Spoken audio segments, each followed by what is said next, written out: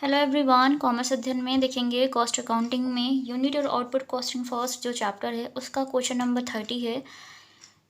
इस क्वेश्चन को इस वीडियो में डिस्कस करेंगे, जानेंगे क्या चीज़ें इसमें थोड़ा डिफरेंट तरीके से गिवन है और उसको कैसे कैलकुलेट करना है। ठीक है, तो स्टार्ट करते हैं इस वीडियो को और देखते हैं क्या है और इसको कैसे करना है। हर एक पॉइंट को क्लियर करूँगी, तो वीडियो के साथ इन तक बने रहेगा ताकि आपको अच्छे से समझ में आ जाए। स्टार्ट करते हैं इस वीडियो को। The directors of a manufacturing business require a statement showing the production results of the business for the month of March। ये मार्च मंथ की बात कर रहे हैं। ठीक है, 2000 कोई भी ईयर रहा होगा बट मंथ्स जो है वो मार्च है। The cost accounts reveal the following information.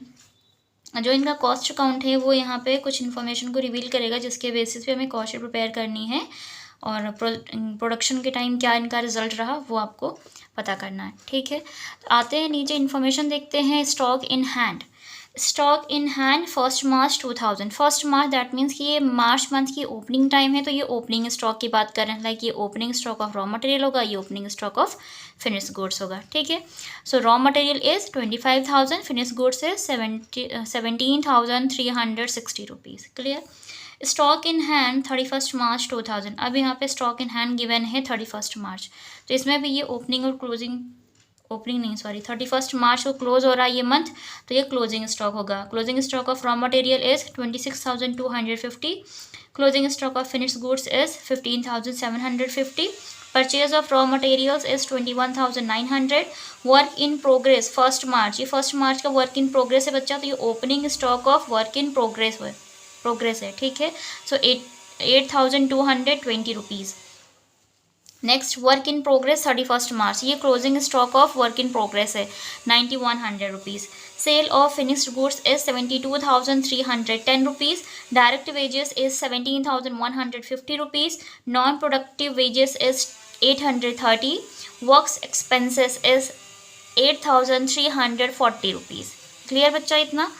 Next देखते हैं ऑफिस एंड एडमिनिस्ट्रेटिव एक्सपेंसेस या administration expenses is 3,160। Selling and distribution expenses is 4,210। अब लास्ट में हम देखेंगे क्या इन्फॉर्मेशन इन्होंने यहाँ पे दी हुई हैं और क्या चीज़ें फाइंड आउट करनी है। You are required to construct the statement as so as to show. ठीक है, आपको इस तरह से स्टेटमेंट कंस्ट्रक्ट करनी है या बनानी है, वो यहाँ पर एक कमेंट उन्होंने बताई हुई है। The value of materials consumed, आपको दिखाना होगा मटेरियल कंज्यूम की कितनी वैल्यू है, मीन्स मटेरियल कंज्यूम कितना होगा। Then the total cost of production find करना है, जिसे आप कॉस्ट ऑफ प्रोडक्शन बोलते हैं। Then the cost of goods sold find out करना है। उसके बाद है आपका the profit on goods sold and the net profit for the month. इस मंथ के लिए आपको नेट प्रॉफिट फाइंड करना है और गुड्स सोल्ड प्रॉफिट फाइंड करना है। ठीक है, तो एक A4 साइज पेपर लेंगे, वापस से क्वेश्चन पे आते हैं और इसको हम सॉल्व करेंगे। ठीक है बच्चा, इतना क्लियर हो गया आपको। अभी हम आगे देखते हैं। चलिए यहाँ पर आते हैं, कॉस्ट शीट प्रिपेयर करनी है, उसके लिए हम एक A4 साइज पेपर लेंगे।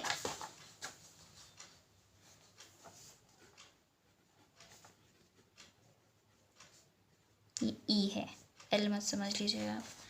ठीक है, चलिए अब यहाँ पे एक लाइन ड्रॉ कर लीजिए। पर्टिकुलर के लिए लाइन रहेगी, ये अमाउंट हम यहाँ पर शो करेंगे। क्लियर इतना।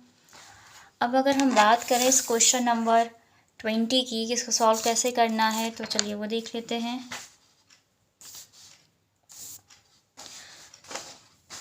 ये होता है आपका पर्टिकुलर, आपको लिखना हो तो आप लिख सकते हैं। ऊपर डेट वगैरह भी मेंशन करनी होती है, the end of the year this company name.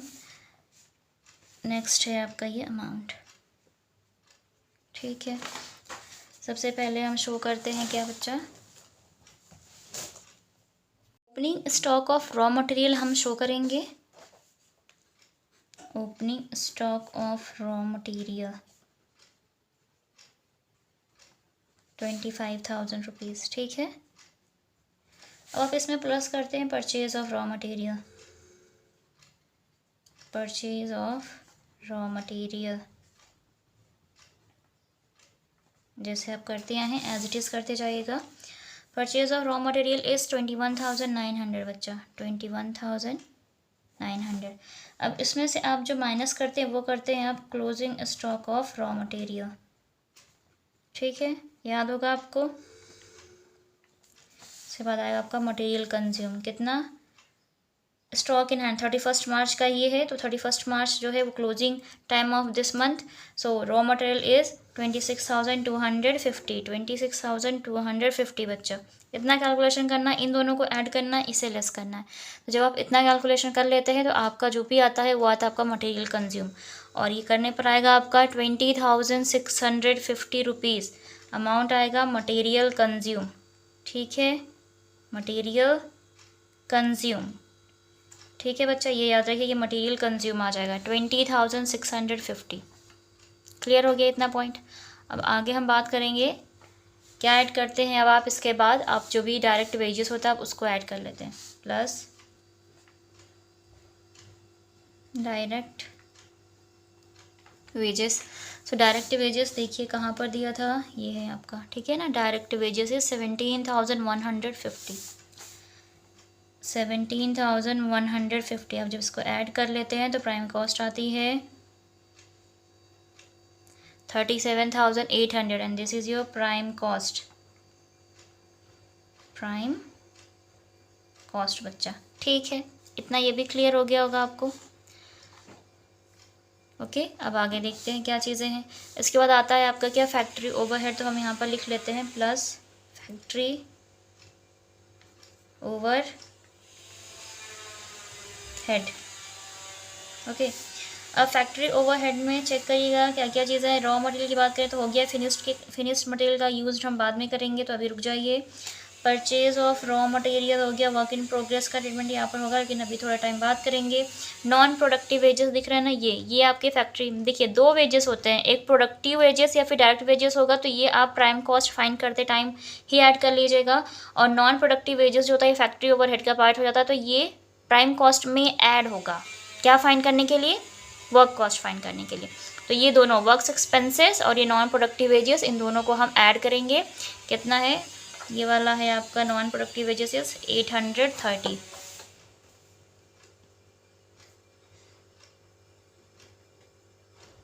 Non productive wages is 830। उसके बाद गिवन है बच्चा वर्क्स एक्सपेंसेस 8,340, 8,340 वर्क्स एक्सपेंसेस या फैक्ट्री एक्सपेंसेस भी आप इसे बोलते हैं। कितना था फुलदारी में, तो 8,340, ये इनको ऐड करना है यहाँ पे, ठीक है, ऐड कर कर रखिएगा। यहीं पर एक ट्रीटमेंट होता है वर्क इन प्रोग्रेस का। अगर work in progress opening stock है, opening stock of work in progress add कर लीजिएगा, माइनस करिएगा closing stock of WIP means work in progress. देखिए यहाँ पे कहा था ना work in progress 1 March, that means ये ओपनिंग टाइम का है, तो 8220 मीन्स 8,220 को ऐड करिएगा। देन कहा है वर्क इन प्रोग्रेस 31 मार्च, तो मार्च का क्लोजिंग टाइम है ये, तो 9100 है, तो ये 9100 आपको माइनस करना होगा, ठीक है। इतना कैलकुलेशन जब आप करते हैं बच्चा, तब आती है आपकी वर्क कॉस्ट, ठीक। तो ये कर लीजिएगा add 37,800 plus 830, then plus 8,340 plus 8,220 less करिएगा 9,100, तो आएगा यहाँ पर आपका 46,090। ये आएगा आपका वर्क कॉस्ट, जिसे आप क्या बोलते हैं, वर्क्स कॉस्ट, ठीक है। याद रहेगी ये बात, तो याद रखिएगा ये वर्क कॉस्ट। अब बात आती है ऑफिस ओवरहेड की बच्चे। फिर क्या प्लस करते हैं हम, प्लस करते हैं ऑफिस ओवरहेड। चेक करिए ऑफिस ओवरहेड कहाँ given, office and administration expenses is 3,160, 3,160 add कर लीजिएगा 3,160। इतना ऐड करते हैं तो आता है आपका cost of production 05294, 49,250 is it your cost of production, ठीक है बच्चा। ये आ जाएगी आपकी कॉस्ट ऑफ प्रोडक्शन, क्लियर। अब इसके जस्ट बाद अगर फिनिश्ड गुड्स का स्टॉक गिवन होता है ओपनिंग और क्लोजिंग, तो हम यहाँ पर उसका ट्रीटमेंट करते हैं बच्चा, ठीक है। अगर यहाँ पर कहा के क्वेश्चन में कि ओपनिंग स्टॉक दिया हुआ है ऑफ फिनिश्ड गुड्स, क्या करोगे आप, plus opening stock of finished goods, ये आप करेंगे, ठीक है। यस, पहले से भी जानते हैं आप ये बात। और अगर closing stock of finished goods दिया है तो वो माइनस हो जाता है, तो आप माइनस कर लेंगे। और इस क्वेश्चन में गिवन है ये चीज़ें। चलिए देखिए, ये दिख रहा है stock in hand first March, opening time का है मार्च मंथ का। फिनिश्ड गुड्स दिया है 17,360, तो ये ओपनिंग हो जाएगा, तो 17,360 को ऐड करिएगा, लेस करिएगा 31 मार्च का जो स्टॉक है फिनिश्ड गुड्स का 15,750, 15,750 इतना करना है। इनको ऐड करना है, इसको लेस करना है, ठीक है बच्चा। 49,250 प्लस 17,360 माइनस 15,750, इतना कैलकुलेशन करेंगे तो ये आएगा आपका 50,860, means 50,860 rupees is your cost of goods sold. बच्चे क्या गया ये, कॉस्ट ऑफ गुड्स सोल्ड, याद रहेगा इतना पॉइंट, क्लियर। अब देखिए नेक्स्ट बात करते हैं, यहाँ पे आगे इसको कर लेते हैं क्योंकि ना आपका जो सेलिंग ओवरहेड है वो भी गिवन है इस क्वेश्चन में। क्या गिवन है, सेलिंग ओवरहेड गिवन है। तो सेलिंग ओवरहेड इसके बाद आप ऐड करते हैं तो ऐड कर लीजिए, प्लस इसके बाद करना चाहें, नहीं तो एक चीज़ और है यहाँ पर कि क्वेश्चन में ना जो लास्ट पॉइंट का सेकेंड, लास्ट से जो सेकेंड पॉइंट था, ये वाला पॉइंट ध्यान से देखिएगा इसको आप, देखो आप सी पॉइंट जो था the cost of goods sold, तो ये the cost of goods sold हमने तो फाइंड कर लिया, यही है, ठीक है। उसके बाद क्या है ना the profit on goods sold, अब इन्होंने कहा है कि the profit on goods sold. Profit on goods sold के लिए क्या करेंगे, अब आपको यहीं पे डायरेक्ट प्रॉफिट दिखाना होगा सेल्स को, तो ये आप यहाँ पर प्रॉफिट के लिए बना लो, प्रॉफिट फाइंड करेंगे। और क्वेश्चन में ना सेल्स प्राइस दिया है, sales price of goods sold, किधर ये देखिए कहाँ गया, दिख रहा है आपको, सेल्स ऑफ फिनिश्ड गुड्स दिख रहा है, sales of finished goods is 72,310, ये प्रॉफिट है, सॉरी ये सेल्स अमाउंट है। तो ये सेल्स को हम यहाँ पर दिखा देते हैं, इसके सामने कितना 72,000 था, 72,310, ठीक है बच्चा। अब इस सेल्स में से इस कॉस्ट ऑफ गुड्स सोल्ड को जब आप माइनस कर देते हैं तो आपका प्रॉफिट आता है 72,310 माइनस 50,860 बच्चा, तो ये हो जाएगा 0, ये हो जाएगा नहीं 5 नहीं होगा, हाँ 5, ठीक है क्योंकि ये ज़्यादा है। एक सेकेंड, 11 यहाँ 6 गया तो 5 हो जाएगा, ठीक है। फिर यहाँ पे है 3, तो 12 माइनस 8 करेंगे तो हो जाएगा आपका यहाँ पे कितना 4, ठीक है 4। देन आपका यहाँ पे है 1, तो ये 1 हो जाना है, और 7 माइनस 5 क्या तो 2, तो 21,450 ये प्रॉफिट आएगा जो इन्होंने ये कहा ना लास्ट का second point, the profit on goods sold, तो the profit on goods sold is here 21,450 बच्चा, इतना क्लियर हो गया। तो अब आप इसको यहीं पे क्लोज कर दो, ये क्वेश्चन इस तरीके से तो आपकी कंप्लीट हो गई है, ठीक है। किस तरीके से, जब वो कह रहे हैं कि profit on goods sold find करना है तो इस उसके अकॉर्डिंग तो ये पूरा आपका क्वेश्चन प्रिपेयर हो चुकी है। लेकिन वो पूछे कि net profit for the month, इन्होंने कहा ना net profit for the month, last point यही है, net profit for the month ये फाइंड करना है। तो net profit for the month कैसे करेंगे, सारे एक्सपेंसेस को माइनस करना होगा ना, सारे ओवरहेड को। तो net profit for the month find करने के लिए बच्चा यहाँ पर सेलिंग ओवरहेड भी दिया हुआ है, सेलिंग एंड डिस्ट्रीब्यूशन एक्सपेंसेस, तो ये इसका ट्रीटमेंट तो अभी तक किया ही नहीं, अब आपको आगे यहीं पर कंटिन्यू करना होगा। तो यहाँ पर तो इसको हमने क्लोज कर दिया है। अब इसी कॉस्ट शीट को पकड़ लो, यहीं पे कुछ कॉस्ट शीट में से कॉस्ट ऑफ गुड्स सोल्ड को, कॉस्ट ऑफ गुड्स सोल्ड 50,860 बच्चा, क्योंकि यहाँ तक तो हमने सारे ही एक्सपेंसेस को शो कर रखा है ना बच्चा, बार बार तो करेंगे तो प्रॉब्लम हो जाएगी, आप करना चाहें तो कर सकते हैं वापस से, लेकिन वहाँ पर भी आपका cost of goods sold same आएगा। तो यहाँ पर हमने प्रॉफिट फाइंड करने के लिए हमने सेल्स को डायरेक्ट दिखा दिया और फिर इसको क्लोज कर दिया है, ठीक है। आगे इसको कंटिन्यू कर रही हूँ ताकि हम जान सकें net profit for the month क्या होगा, ठीक है। तो इसी कॉस्ट ऑफ गुड्स सोल्ड को यहाँ लेकर आई हूँ। इसके आगे अब आप क्या करते थे, ऐड करते थे सेलिंग एंड डिस्ट्रीब्यूशन ओवरहेड, याद है ना आपको, प्लस करते थे क्या आप, सेलिंग एंड डिस्ट्रीब्यूशन ओवरहेड बच्चा, याद है। तो वो चीज़ तो यहाँ पर क्वेश्चन में दी है तो हमें करना होगा। तो सेलिंग एंड डिस्ट्रीब्यूशन ओवरहेड जो दिया है वो है 4210, 4210 बच्चा। तो आप जब इसको ऐड कर लेते हैं तो आपका आता है क्या, यहाँ पे अब आएगी टोटल कॉस्ट 0 7 10 को 0 5 5 55,070। यहाँ पे कितना आ जाएगा, ये 55,070 और आप इसे बोलते हैं क्या, टोटल कॉस्ट। क्या बोलते हैं बच्चा, टोटल कॉस्ट। अब यहीं पर अब आपको नेट प्रॉफिट फाइंड करना है, net profit for the month. तो उसके लिए आपको सेल्स भी तो चाहिए होगी, तो सेल्स तो एक ही दी थी, वही सेल्स यहाँ पर भी हम शो करेंगे। ये वाली सेल्स कितनी थी, 72,310। सेल्स कितनी शो करेंगे हम, 73,210 बच्चा, ठीक है, इतनी शो करेंगे सेल्स 73,210। अब इस सेल्स में से इस वाले टोटल कॉस्ट को माइनस करिएगा, 73,210 माइनस 55,070। जब आप लेस करेंगे तो ये आ जाएगा आपका 0, 11 में से 7 जाएगा तो आएगा आपका कितना, 4, ठीक है, 4 आ जाना है। फिर यहाँ पे कितना हो जाएगा, बच गया 1, तो यहाँ पर आपका 1 आ जाना चाहिए था, कितना आएगा बताएंगे, ये हो गया था, यहाँ से लिया था हमने, एक सेकेंड माइनस कर ही लेते हैं ना, एक सेकेंड, सेल्स कितनी है, सेल्स ये देखिए सेल्स गड़बड़ शो कर दी ना हमने, सेल्स दी है 72,310, हमने सेल्स दिखाई है 72,000 है 310, 72,310, 72,310।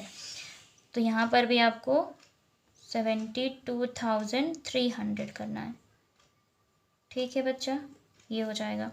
देन यहाँ पे से 1 कैरी लेते तो यहाँ पे 2, तो फिर ये 2 हो जाना है आपका, ठीक है। फिर यहाँ पे है 12 माइनस 5 करते हैं तो कितना आता है, 7 5 12 7, ठीक। यहाँ पे हो गया 6 माइनस 5 करेंगे तो ये हो जाएगा 1, तो 17,240 आपका ये net profit for the month आएगा। और सेल्स आपकी 72,310 दी थी, दोनों के ही केस में ये आपके क्वेश्चन में गिवन था, ठीक है बच्चा। Sale of finish goods 72,310। बस इस क्वेश्चन को ऐसे ही करना था, एज इट इज़ करना था, और ज़्यादा कुछ नहीं है इस क्वेश्चन में, क्लियर। सो मैं यकीन करती हूँ इस वीडियो के माध्यम से आपको ये क्वेश्चन अच्छे से क्लियर हो गया कि इस क्वेश्चन को कैसे सॉल्व करना था, कैसे नेट प्रॉफिट को फाइंड करना था, और कैसे कॉस्ट ऑफ गुड्स सोल्ड को फाइंड आउट करना था, sorry profit on goods sold find करना था। तो प्रॉफिट ऑन गुड्स सोल्ड बोले तो आपको profit cost of goods sold के बाद जस्ट फाइंड कर लेना है सेल्स को शो करके, ठीक है। उसके बाद आपको नेट प्रॉफिट फाइंड करना है। इसके लिए आप अलग से दूसरी कॉस्ट शीट भी प्रिपेयर कर सकते हैं, अदरवाइज आप इसको साइड में करके net profit for the month करके इधर आप वो कर सकते हैं। तो मैं यहाँ पर ऊपर लिख देती हूँ, जैसे ये हमारा कंप्लीट हो गया तो यहाँ पर लिख रही हूँ net profit for the month, ठीक है, कैलकुलेशन, ठीक है, calculation of net profit for the month यहाँ पे हुआ है हमारा, बस ये याद रखिएगा, बाकी एज इट इज़ था। तो अगर आपको इस वीडियो के माध्यम से क्वेश्चन अच्छे से क्लियर हो गया हो तो कमेंट सेक्शन में कमेंट करके ज़रूर बताएं। वीडियो अच्छी लगी हो तो लाइक करें, फ्रेंड्स के साथ शेयर करें। चैनल पर हमारे नए विजिटर हैं तो चैनल को सब्सक्राइब कर लें, साथ में बेल आइकन को प्रेस कर लें आप, ताकि आने वाली वीडियोज़ की नोटिफिकेशन आपको टाइम पर मिलती रहे। तो मिलते हैं नेक्स्ट वीडियो में, तब तक के लिए take care and thank you so much for watching this video.